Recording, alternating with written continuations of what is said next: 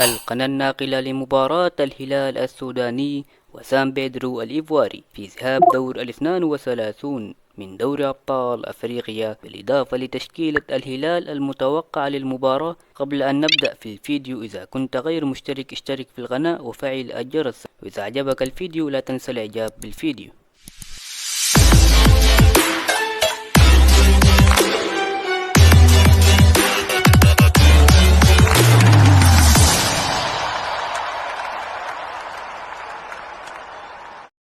يأمل فريق الهلال في الظهور للمرة ال14 في تاريخه في دور المجموعات عندما يواجه فريق سان بيدرو الإيفواري في ساحل العاج، ولكن ما القناة الناقلة للمباراة لم تعلن أي قناة نقلها للمواجهة، ولكن كشف الحساب الرسمي لنادي سان بيدرو الإيفواري أنه سيقوم بنقل المباراة عبر خدمة البث المباشر في حسابه الرسمي، ويمكنكم الانتقال للصفحة عبر الرابط الموجود في الوصف. ويفتقد الهلال جهود نجمه أبو عاقل عبد الله بسبب الإصابة، والآن نعرض لكم تشكيلة الهلال المتوقعة لهذه المباراة: في حراسة المرمى عيسى فوفانا، وفي خط الدفاع بولا كظهير أيمن، وعثمان ضيوف، ومارك ميندي كقلبي دفاع، وخادم دياو كظهير أيسر. في خط الوسط الحاج ماديكي ووالدين بوجبا كلاعبي محور، واللاعب إيمي كصانع ألعاب.